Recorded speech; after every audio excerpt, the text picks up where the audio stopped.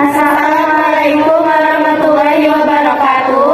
Kami dari kelompok 5 akan mempresentasikan tentang dakwah Nabi Muhammad SAW di Madinah.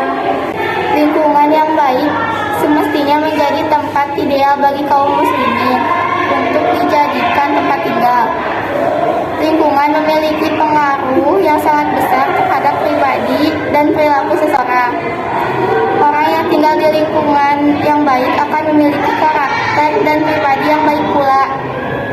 Sementara orang yang hidup dan tinggal di lingkungan yang buruk, maka lambat atau cepat akan terpengaruh perilaku buruk dari lingkungannya. Orang yang baik adalah orang yang berada di lingkungan yang buruk. Namun dia tidak begitu saja akan terpengaruh oleh lingkungan yang buruk.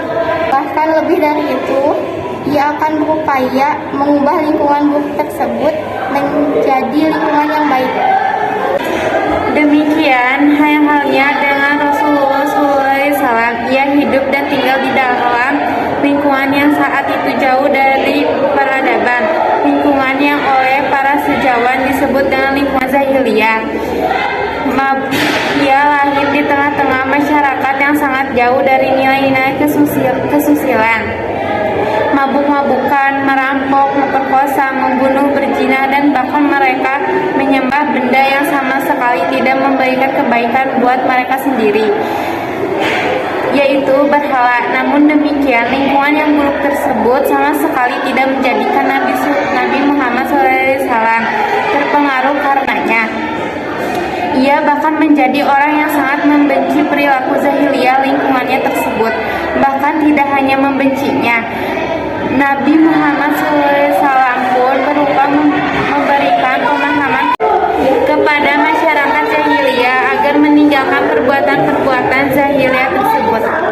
Teladan Rasulullah SAW dalam membina lingkungannya mestilah menjadi perhatian kaum muslimin sebagai umatnya.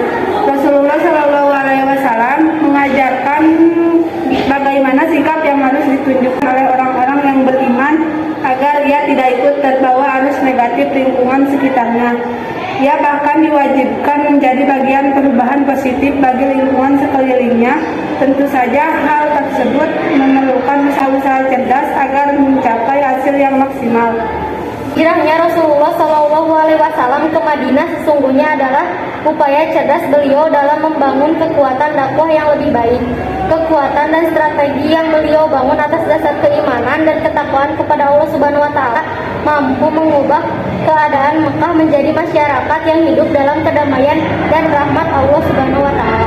Perjuangan Nabi Muhammad SAW di Madinah.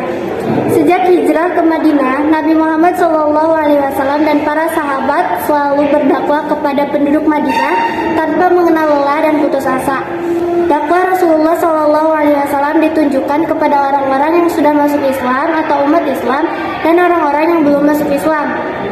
Dakwah kepada umat Islam bertujuan agar mereka mengetahui seluruh ajaran Islam, baik yang diturunkan di Mekah ataupun yang diturunkan di Madinah, kemudian mengamalkannya dalam kehidupan sehari-hari sehingga mereka betul-betul menjadi umat yang bertakwa. Selain itu, Rasulullah SAW dibantu oleh para sahabatnya melakukan usaha nyata agar terwujud persaudaraan sesama umat Islam dan terbentuk masyarakat Madani di Madinah. Sedangkan dakwah yang ditunjukkan kepada orang-orang yang belum masuk Islam bertujuan agar mereka bersedia menerima Islam sebagai agamanya, mempelajari ajaran-ajarannya dan mengamalkannya, sehingga mereka menjadi umat Islam yang senantiasa beriman dan beramal soleh, yang berbahagia di dunia serta sejahtera di akhirat.